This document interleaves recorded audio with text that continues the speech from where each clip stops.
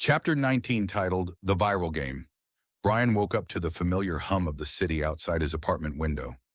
Sunlight bled through the cheap blinds, cutting across the room in jagged slants. His head pounded. Another night of drinking, another night of Mr. B whispering in his mind, pushing, plotting.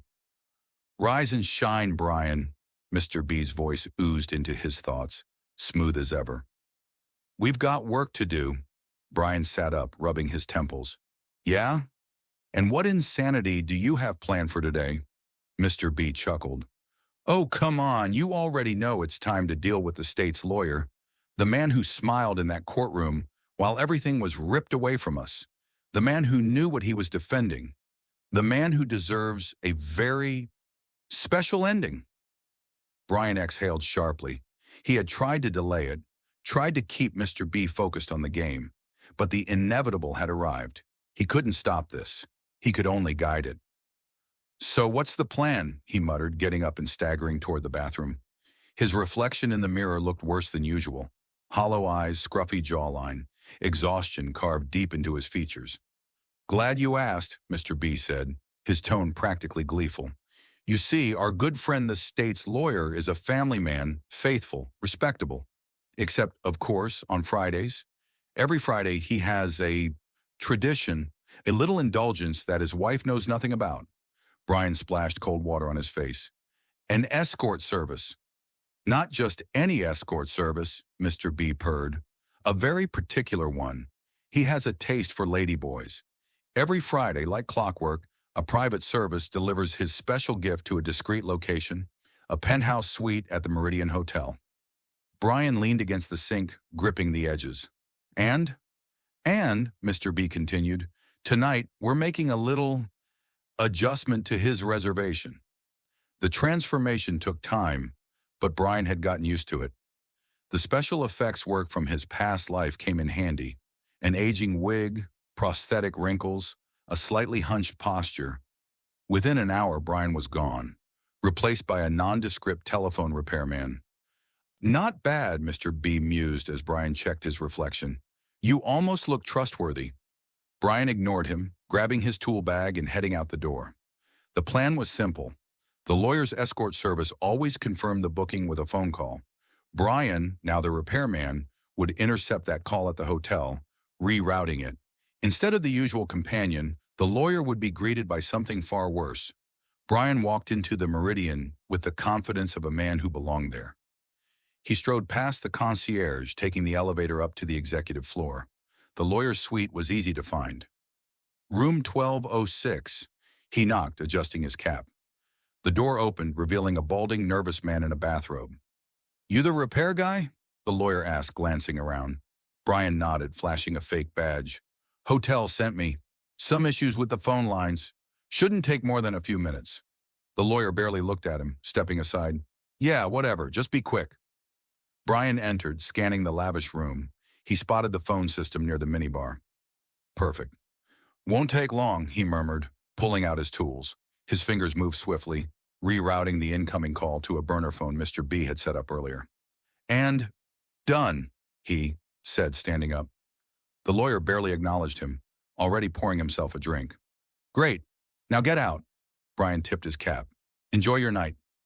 An hour later, the lawyer received the call he'd been expecting. "Mr. Jesse Graves," a sultry voice purred. "Your guest has arrived." A grin spread across his face. "Send her up." 15 minutes later, there was a knock at the door.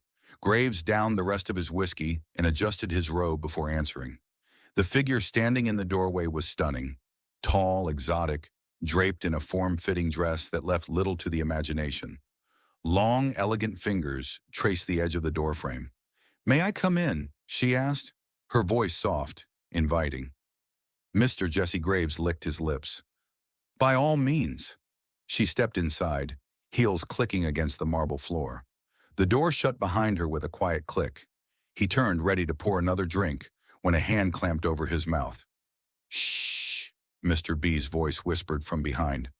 "Let's not spoil the fun." Graves woke up hours later, groggy, tied to a chair, his head pounding. A dim red glow filled the room. His stomach twisted as he realized he wasn't alone. A screen flickered to life in front of him. Static at first. Then, his own face appeared on the screen. A montage of images followed, him entering the hotel suite, meeting various escorts over the months, damning evidence that would ruin his carefully curated life. A distorted voice played through the speakers. "You have one chance to escape, Mr. Jesse Graves. Follow the instructions exactly, and you might make it out disobey, and every dirty little secret you've ever had will flood social media by morning." Graves's breath came in shallow gasps. "What do you want? Money? I can—" Wrong answer. A new image flickered onto the screen. A live feed of his wife and children at home. "Oh, God," he whispered. "Please." "Do as you're told," the voice continued, "and they remain untouched. Now, let's play a game." The game was simple, at least for Mr. B. For Mr. Jesse Graves, it was a waking nightmare. He was forced to perform humiliating, degrading tasks, all while being recorded. Every move was designed to break him, to shatter the carefully built illusion of power he had wrapped himself in. By the end, he was a trembling, broken man. And then came the final decision. "You have two choices, Mr. Jesse Graves," the voice cooed. "Door number 1, you follow the instructions on the final tape, which will allow you to escape with your life, but not your dignity. Or door number 2, refuse, and the next time your family sees you, it will be in pieces." Tears streamed down Graves' face. "I'll do it. Please, just let them go." "Good boy." The screen cut to black. Moments later, the door unlocked. Graves, barely able to stand, stumbled out into the hallway, where a crowd of hotel guests gasped at the sight of him. Naked, humiliated, covered in cryptic messages scrawled in red marker. By the time the police arrived, the video had already gone viral. Back at the apartment, Brian sat in the dark, watching the footage play on a loop. Mr. B sighed, satisfied. "Well, Brian, that was beautiful. A masterpiece." Brian said nothing, staring blankly at the screen. Mr. B chuckled. "We're just getting started." Brian closed his eyes. He knew Mr. B was right.